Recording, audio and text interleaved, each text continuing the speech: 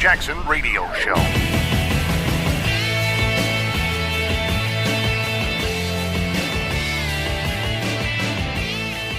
What's up, everybody? Kevin Jackson here. It's the Kevin Jackson Show. Let me tell you something. Soon, very soon, it will no longer be fashionable to be anti-conservative, to be anti-American, or to be anti-Trump. Hang in there. That day is coming, and it's coming sooner than you think. What's happening right now with everything that Donald Trump's been doing, fighting all of these ghosts of Russia and the racism calls of the NFL, and he didn't do this with this girl, this gold star wife or whatever. Let me tell you something. It's going away. Let's think about what happened with this gold star wife for just a second. Donald Trump's going to call. They set this stuff up in advance. The president's going to call you. She, being anti-Trump, the gold star wife, calls her representative, and they try to set something up to say that Donald Trump disrespected her. Now, nobody truly believes it. Even the left, they don't believe it. They know that's a lie. But they got to promote the narrative that Donald Trump's going after this gold star wife. And I've already jokingly said, sure, because Donald Trump hates the military. He never does anything for them. He cut their budget. He never would ever collect any money on their behalf. And, of course, all of that was nonsense because he's done all the things that I said that he didn't do. That's the irony of it, right? Let's all keep up here. So they try to, connive together to construct the story that says Donald Trump disrespected this woman, something he would never do. And to somebody else's point, they were like, well, Donald Trump knows he's talking to a black lady. Donald Trump didn't care if he's talking to a black person, a white person, or whatever. He wasn't going to disrespect the service of that young man who died. End of story. The Democrats are so desperate now, they're trying to sell lies that people just go, that didn't happen. Now, they may rile up a few people, but here's the problem. They're not riling up anybody, and they're searching for everything, and everything they search for turns out to be wrong. It turns out to be a strategically wrong move for two reasons. One, it's idiotic for them to try this stuff. They should just quit. And two, Trump is a master at trumping them, thus the name. So they should quit this. And you would think that in the spirit of cooperation and making this country better, they would do it. Now, that's never going to happen. I want to just be very clear.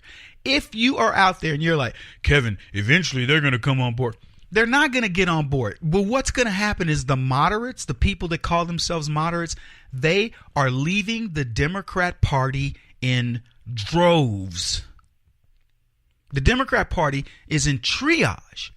And I'm going to talk about that in just a second, but I want to give you the backdrop. Part of the reason is Hillary Clinton, they know, is a liar.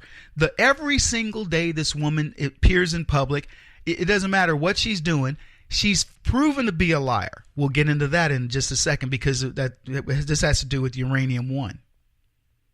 All right? So I want to talk about that.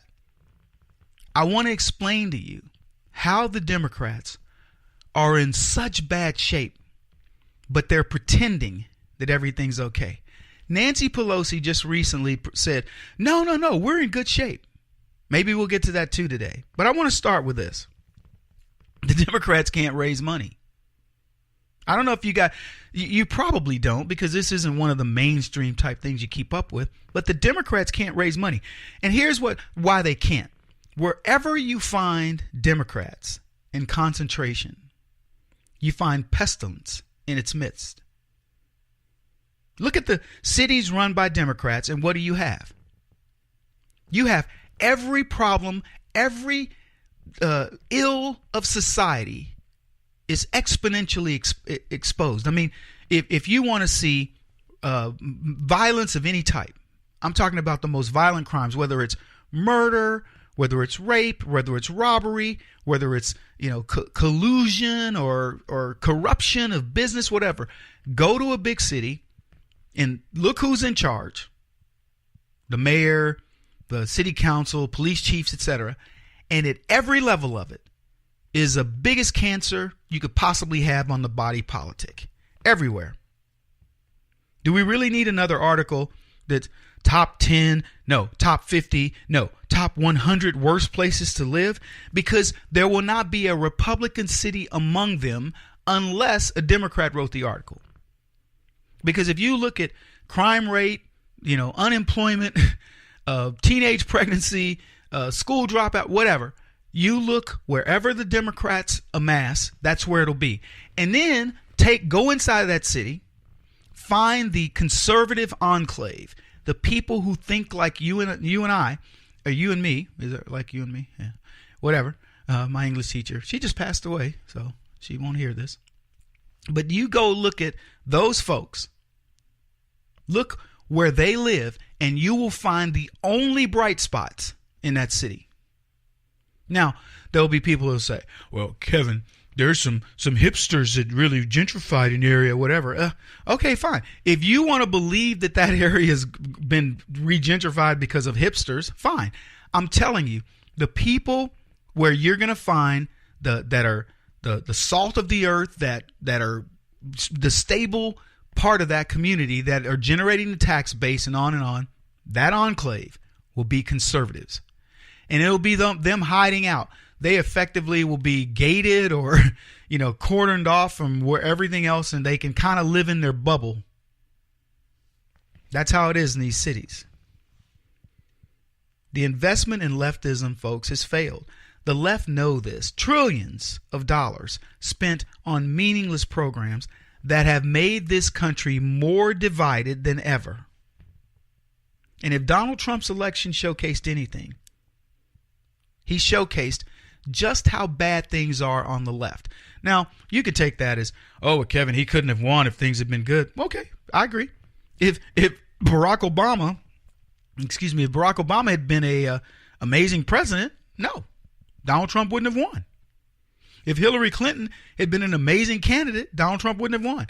If the Democrats in any of these major cities, they care, Hillary won the popular vote. Yes, she won the popular vote in all these urban enclaves because, that's all they know. But the fact is, if she had done as well, if everybody in the Democrats had been doing as well as they said they'd done, would Donald Trump have won these counties in Ohio and these counties in Pennsylvania and these counties in Michigan that supposedly were always going to go for the Democrats that Barack Obama carried? The answer is no. So these people divided the country. They threw the gauntlet down. White men, middle class men, just to heck with you. We're gonna sell out to the special interests. You guys that are getting up, as I mentioned in the earlier part of the broadcast, going to work, not caring about race and class. You are so not into that stuff because rightfully so, America's made that transition, and the Democrats will never let you forget what your ancestors did. And this election cycle, you finally got fed up. And the Democrats are suffering mightily. I got to take a short break, but I'm going to give you the numbers when we come back. The Democrats can't fundraise.